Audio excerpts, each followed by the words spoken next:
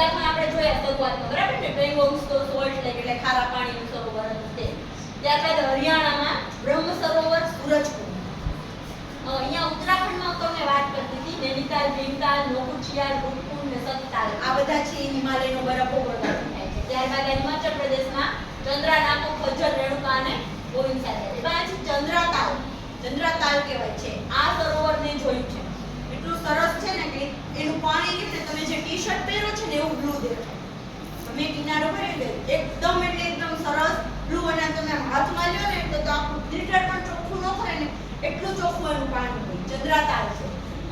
એ જગ્યાએ હું જ્યારે ગઈ હતી શું કહેવાય પર્વત ચડવા ત્યારે એમાં મેં જોયું હતું બરાબર. ત્યારે તો આ આપણે જોયા ભારતના મુખ્ય સરોવરો.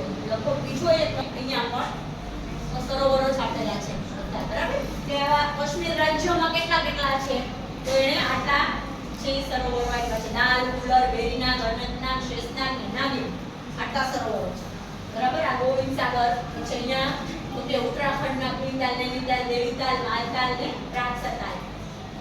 આની અંદર રાજસ્થાનમાં નખી, સાંભર, પુષ્કર, ઢેબર, પીછોલા અને ફતેસાગર. એવી જ રીતે ગુજરાતમાં નારાયણ સરોવર, નળ સરોવર, સરદાર સરોવર, આજવા, વલ્લભ સાગર.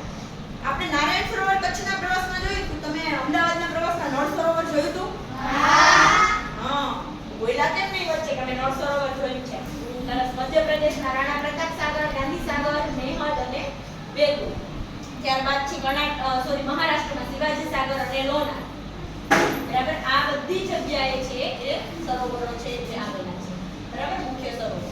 તો આ આપણે જોયું આજે ભારતના